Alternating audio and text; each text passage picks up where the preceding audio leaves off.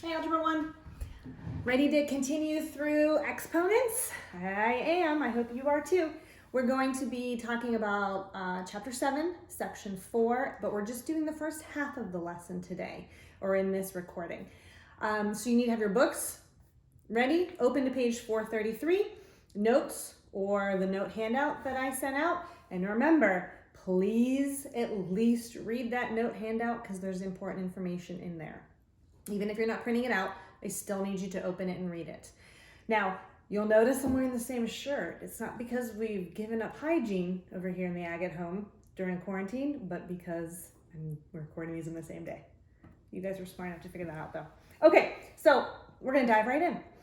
Our lesson today is going to be multiplying bases when we are raising a power to a power. And so my first example that you see in your book or in your notes is what happens if I have x to the fifth and I'm squaring that. So you're going to notice that you'll have problems that there's powers being raised to powers.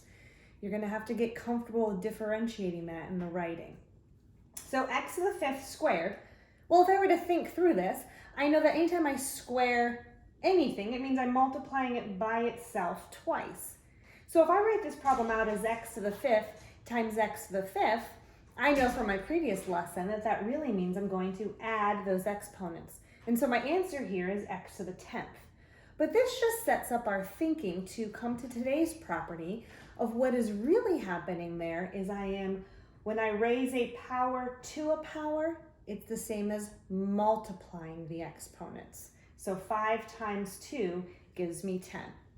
So our property today is written out as a to the m power being raised to the nth power. What that means is I multiply these exponents. So I get a to the m times n. So let's look at some examples. The first one that we see is what happens if I have 5 to the 4th squared. I take those two exponents, 4 times 2, and I multiply them. And my answer is 5 to the 8th. Same thing applies even when I'm using variables. M cubed raised to the 5th power is m to the 3 times 5, or 15, m to the 15th power. So we're going to go ahead and do 2 example problems and practice problems, and then that will be it for today's video. So let me actually bring up my next whiteboard. And this is problem 1 in your book and in your notes. Looks an awful lot like what we just did on the last whiteboard. N to the 4th raised to the 7th power. I am raising a power to a power. So that means I am multiplying my exponents. So my final simplified answer here is n to the 28th power. Okay, that's it. You need to pause the video and try the 3 practice problems in the book under the Got It problems or in the note handout. And they look like this, and you'll notice they look an awful lot alike. So we're going to talk about a pattern that we see here in a minute. So pause the video and then come back when you're ready to go over it. Okay, let's go over these 3 practice problems. In this problem, I have p to the 5th. The entire quantity is being raised to the 4th power. So I know from today's property that means I multiply my exponents.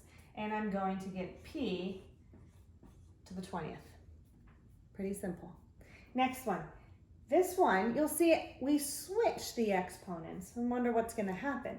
If I have p to the 4th raised to the 5th power, I'm still going to multiply my exponents, and I will get p to the 20th again.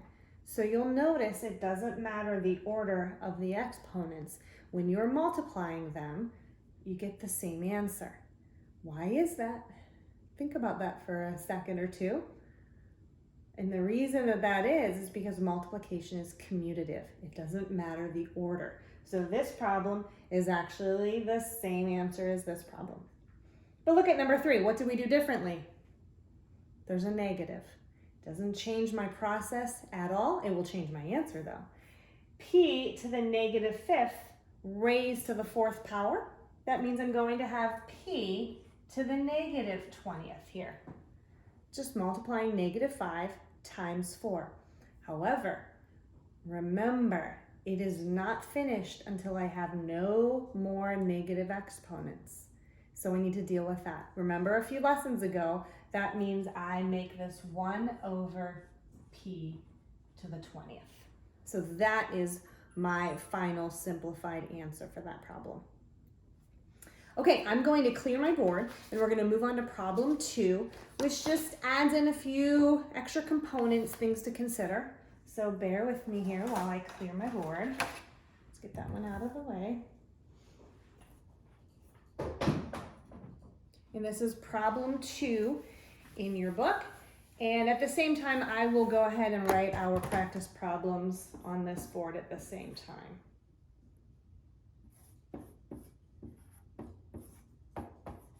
If I can fit them.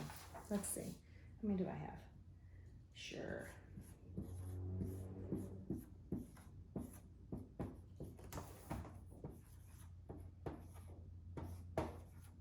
Actually, can I? We'll squeeze it in.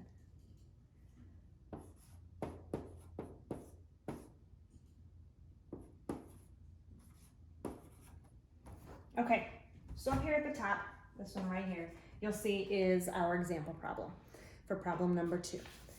Now you can see, whoa, we have y cubed being multiplied by y to the 5th raised to the negative 2nd power. This is very important again to remember our rule that my exponent only refers to what is immediately in front of it. So if I look at this example, what is being raised to the negative 2nd power? Only my y to the 5th. Only this, because that is what is immediately in front of my exponent. This is not being raised to the negative 2nd power, only this. Now, according to my order of operations, I know I deal with parentheses first. Well, within these parentheses, there's nothing to clean up, so I move on to my next letter E, which stands for exponents. That tells me I have to do this math first. Then I will simplify the multiplication. So if I'm using my property from today and I have y to the 5th being raised to the negative 2nd, that tells me that I'm going to get y to the negative 10th. But I still have this y cubed here. So if I write this out like this problem, this takes me back to yesterday's lesson now.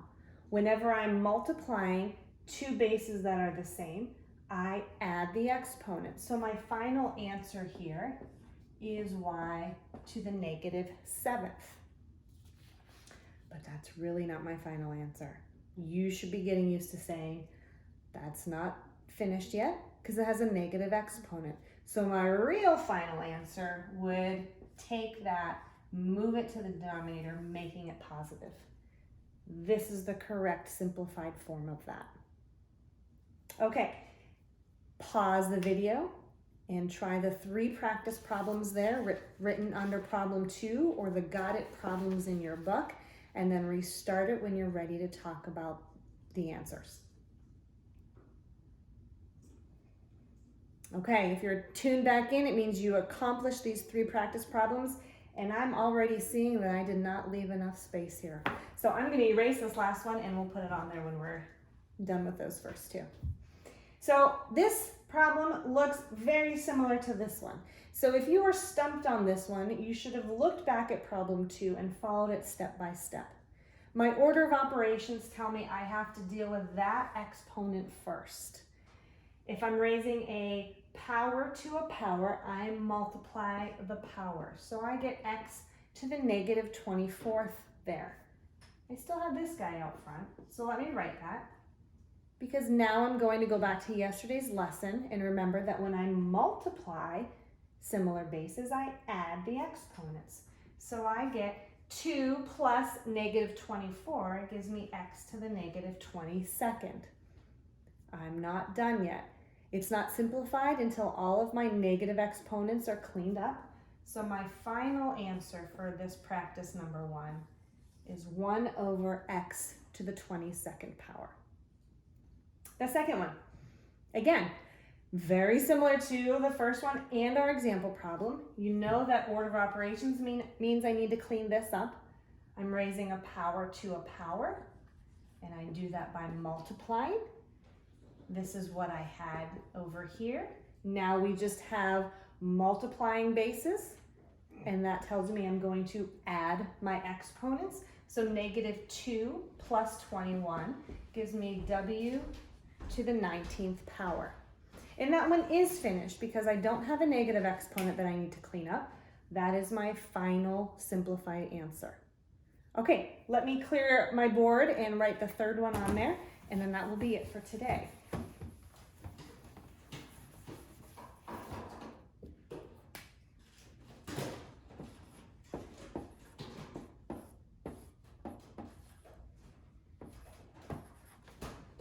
Here's example problem number 3. And we know from the last two that we've done and the example we did together that my order of operations tells me I have to deal with this exponent first. If I'm raising a power to a power, I multiply it. So negative 5 times negative 2 gives me positive 10. Don't forget those rules for multiplying negative numbers. What did I still have there? I still had r cubed.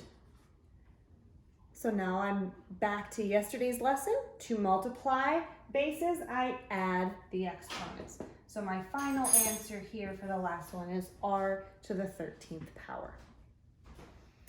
That ends today's lesson. Your suggested problems from the book are on page 436, 1 through 21 odd, and numbers 47, 51, 59, and 63 are good ones to try as well.